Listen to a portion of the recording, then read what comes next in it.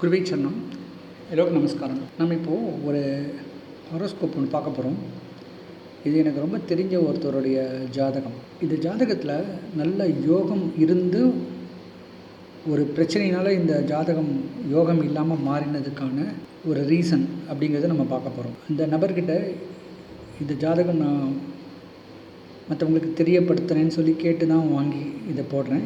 இது எனக்கு அவருடைய வாழ்க்கையை பற்றி எனக்கு நல்லா தெரியும். ஸோ இன்றைக்கி இருக்கிற போர்ஷன் வரைக்கும் எப்படி அவருடைய லைஃப் போயிட்டுருக்குங்கிறத நான் நிறைய பார்த்துருக்கேன்.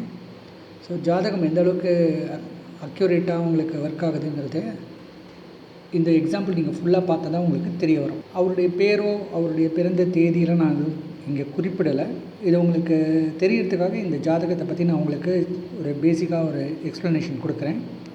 இப்போ பார்த்தா இவங்களுக்கு கன்னி லக்னம், லக்னத்தில் சூரியன், துலாம்ங்கிற இடத்துல குரு சக்கரன் சேர்க்கை, கும்பத்தில் ராகு, மேஷராசி இவங்க பரணி நட்சத்திரத்தில் பிறந்திருக்காங்க. இதுக்கப்புறம் பார்த்தோன்னா சிம்மத்தில் செவ்வாய், புதன் மற்றும் கேது இப்படிப்பட்ட கிரக அமைப்பு. இதில் நான் ஒரே ஒரு பிளானெட்டை விட்டுருக்கேன். ஸ்பெசிஃபிக்காக இப்போ நான் அந்த பிளானெட்டை பற்றி சொல்லலை. இது உங்களுக்கே தெரிஞ்சிருக்கும் எந்த பிளானெட்டுன்ட்டு. சனி. ஸோ இந்த சனி இல்லாத பட்சத்தில் எப்படிப்பட்ட ஒரு அமைப்பு இந்த ஜாதகருக்கு கொடுத்துருப்பாருன்னு பாருங்கள். பொதுவாகவே இப்போ ஒரு குரு சுக்கிரன் சேர்க்கை அப்படின்னு சொன்னாலே குரு கொடுக்கறத சுக்கிரன் சில நேரத்தில் தடுப்பார், சுக்கிரன் கொடுக்கறத குரு தடுப்பார்.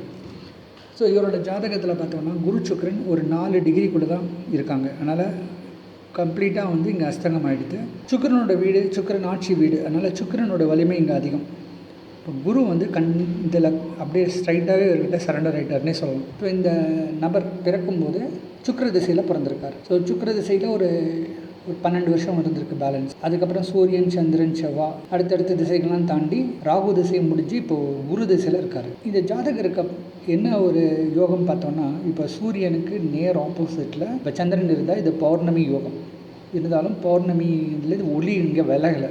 ஸோ மேஷராசி, இவர் மேஷராசியில் தித்வை திதியில் பிறந்திருக்காரு, 2வது நாளைக்கு பிறந்திருக்காரு. அந்த அமைப்புப்படி பார்க்கும்போது இந்த சந்திரனோட ஒளி நல்லாவே தான் இருக்குது. அப்போது ஒரு பௌர்ணமி சந்திரனுக்கு இருக்கக்கூடிய ஒளியோட கிட்டத்தட்ட ஒரு 90% ஒளி இருக்கக்கூடிய ஒரு சந்திரன் தான். நியாயமாக இந்த ஜாதகருக்கு என்ன நடந்திருக்கணும் அப்படின்னு சொன்னால், இந்த சந்திர அதியோகத்தால் செல்ஃப் கான்ஃபிடென்ஸ் ரொம்ப நல்லா இருக்கு. ஏன்னா 6, 7, 8 இடங்கள் சுபத்துவம் அடைகிற அந்த அமைப்பை பார்க்கும்போது லக்னத்துக்கு 2, 3 இந்த இடம் எல்லாமே ரொம்ப சூப்பராக இருந்திருக்கும். அப்போது தன்னம்பிக்கையும் தைரியமும் இருக்கக்கூடிய பர்சனாக இருக்கணும். 2வது பார்த்தீங்கன்னா குரு சுக்கிரனோட இணைவுலேருந்து ஒரு தீர்வு கிடச்சிருக்கும். இந்த இடத்துல குருவும் சரி சுக்கிரனும் சரி தன்னுடைய இயல்பான செயல்களை கண்டிப்பாக அந்தந்த காலகட்டத்தில் தன்னோட தசாகாலங்களை செஞ்சுருக்கணும். ஸோ இங்கே அந்த சந்திர அதியோகம் நிச்சயமாக வேலை செஞ்சுருக்கணும். ஓகேவா? இதுக்கு அடுத்தது 3ஆம் இடத்துல இந்த சந்திர அதியோகம் இருக்கிறதுனால இவருடைய முயற்சிக்கு வெற்றி, இவருடைய இளைய சகோதரர் இவருக்கு சப்போர்ட் பண்ணுறது, இப்படி எல்லாமே இவருக்கு ரொம்ப ஸ்ட்ராங்காக இருக்க வேண்டிய ஒரு ஜாதகம். இது எல்லாமே ஒரு பாசிட்டிவான ஒரு அப்ரோச்.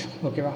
ஸோ இவருக்கு சுக்கிர திசை 12 வருஷம் முடிஞ்ச உடனே ஆக்சுவலாக சந்திரன் லாபாதிபதி. ஸோ நல்ல லாபத்தை கொடுத்துருக்க வேண்டிய ஒரு சந்திரன். அதுக்கடுத்தது பார்த்தோன்னா மன தைரியமும் மன வலிமையும் எப்பேற்பட்ட பிரச்சனையும் தாங்கக்கூடிய ஒரு வலிமை இருக்கக்கூடிய ஒரு ஜாதகராக இருக்கணும். ஏன்னா இங்கே லக்னமும் ஸ்ட்ராங்கு, லக்னாதிபதியும் ஸ்ட்ராங். ஏன்னா லக்னாதிபதி சூரியனோட பரிவர்த்தனை, அதனால் இங்கேயும் அவருமே ஸ்ட்ராங்காக இருக்கார். ஸோ செவ்வாய் தனக்கு உகந்த வீடு கேதுவோடு சேர்ந்துருக்கிறது எல்லாமே நல்ல சிறப்பான ஒரு அமைப்பாக தான் இருக்குது. ஒரு சிலர் மருத்துவராகிறதுக்கான வாய்ப்புகளும் வர சான்ஸ் இருக்குது. மருத்துவர் ஒரு துறையில் அட்லீஸ்ட் ஒரு கன்சல்டிங் டாக்டராக வரதுக்கான சான்ஸ், வாக்குஸ்தானம் ரொம்ப சிறப்பாக இருக்கிறதுனால ஒரு கன்சல்டிங் டாக்டர் அப்படி வரதுக்கான சான்சஸும் இருக்கும்.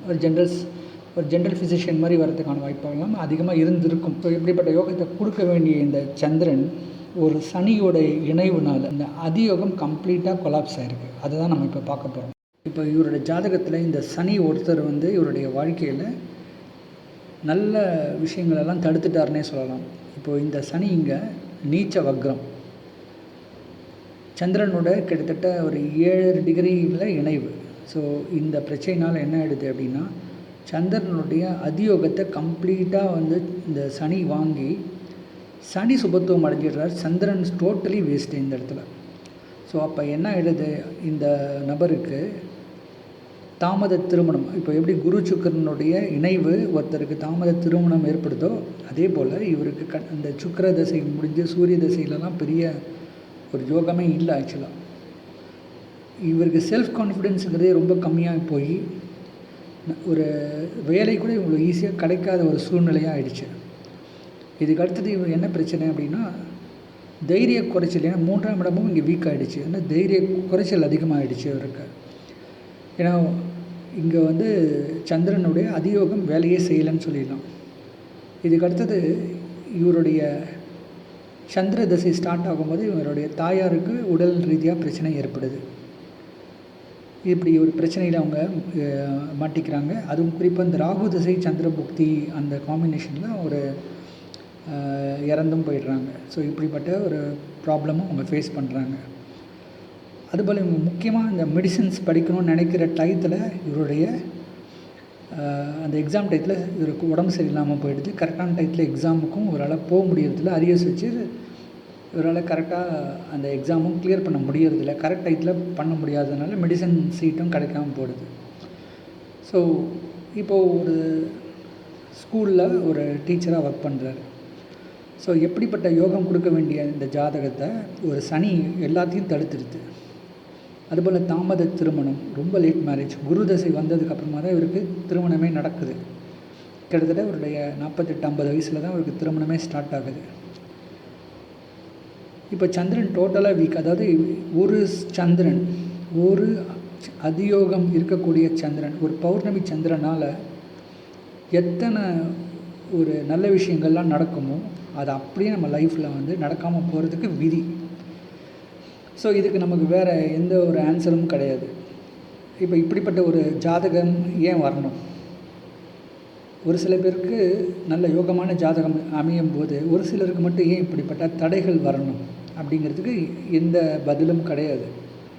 ஸோ வாழ்க்கையில் அந்தந்த காலகட்டத்தில் அனுபவிக்க வேண்டிய தசை காலங்களில் தசைகளை அனுபவிக்க விடாமல் படிப்படியாக பிரச்சனை கொடுக்கக்கூடிய இந்த சூழ்நிலை இவருக்கு பெரிய அளவுக்கு நிறைய ஃபெயிலியர்ஸ், சக்ஸஸ்ங்கிற ரேட்டே ரொம்ப கம்மி.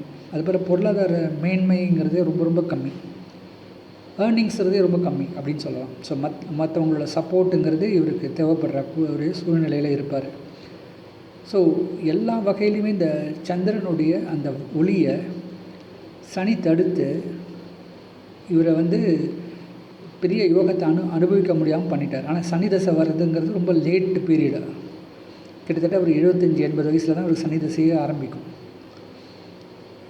ஸோ இன்னொரு 16 இயர்ஸ் இப்போ குரு தசை ஸ்டார்ட் ஆகிருக்கு. குரு தசை ஸ்டார்ட் ஆகி ஒரு 4 இயர்ஸ் முடிஞ்சிருக்கும். கிட்டத்தட்ட இன்னும் 12 இயர்ஸ் முடிஞ்சுதான் சனி தசையாக ஆரம்பிக்கும். ஸோ ஆல்மோஸ்ட் ஒரு 65-70 வயசு மேலே தான் இவருக்கு சனி தசை ஆரம்பிக்குது.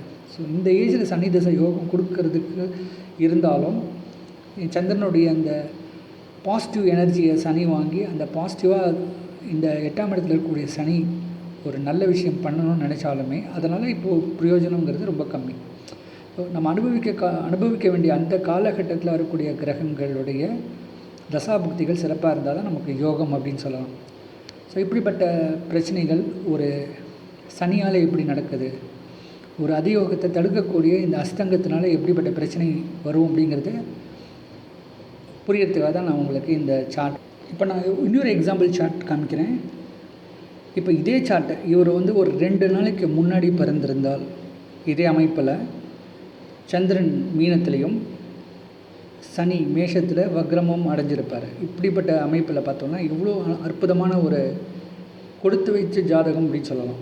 இப்போ இந்த அமைப்பு பார்க்கும்போது ராகு கேது 6-12 லக்னத்துக்கு அது ஓரளவுக்கு நல்ல அமைப்புன்னு சொன்னால் கூட கேது ஓரளவுக்கு அப்படி இப்படி இருந்தாலுமே ராகு நல்லா தான் இருக்கார். சந்திர அதியோகத்தினால கிட்டத்தட்ட லக்னம் உட்பட 6 பிளானட்ஸ் பாசிட்டிவாக இருக்குது.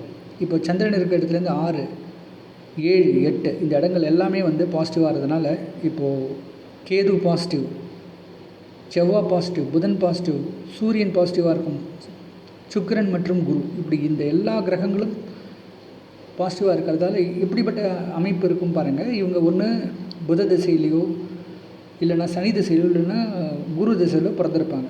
இந்த அமைப்பு எப்படி பார்த்தா ஒருவேளை குரு திசையில் பிறந்தால் குரு பாசிட்டிவ், அதுக்கப்புறம் வரக்கூடிய சனி அதுவும் ஓரளவுக்கு பரவாயில்ல. ஏன்னா இங்கே குரு சக்கரனுடைய பார்வையில் இருக்கக்கூடிய சனி, அதனால் அங்கே சனி வக்ரம் நீச்ச வக்ரமாக இருந்தாலுமே இங்கே இருக்கக்கூடிய குரு சுக்கிரனுடைய பார்வையால் இங்கே சனியும் வந்து நல்ல பாசிட்டிவான ஒரு ரிசல்ட் கொடுத்துருப்பார்.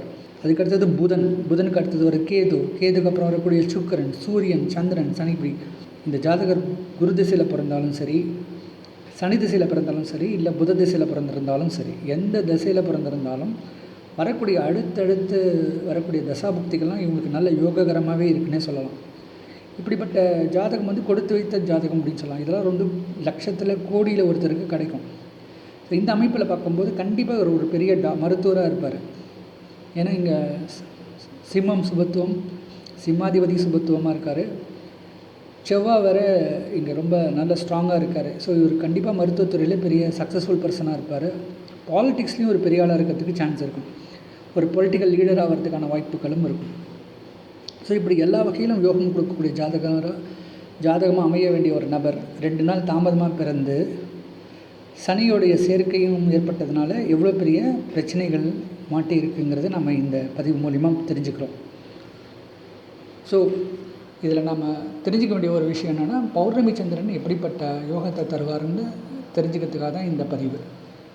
உடனே நம்ம சந்திரனுடைய அதியோகத்தை பற்றியும், சந்திரன் எப்படி ஒருவருக்கு செல்வத்தை கொடுப்பாருங்கிறத ஒரு வீடியோ பார்த்தோம். அதுபோல் ஒரு டோட்டலாக ஒரு நெகட்டிவான சந்திரன் எப்படி இருந்தால் நமக்கு பிரச்சனை கொடுப்பாருன்னு பார்த்துட்டோம். நிஜமாக யோகமாக இருக்க வேண்டிய ஒரு சந்திரனை இந்த மாதிரி அஸ்தங்கம் படுத்துறதுனால எப்படிப்பட்ட நெகட்டிவ் பலன் வருதுங்கிறத நம்ம இந்த பதிவில் பார்த்தோம். ஸோ இதுபோல் மற்றும் ஒரு நல்ல பதிவில் நான் சந்திக்கிறேன். நன்றி, வணக்கம்.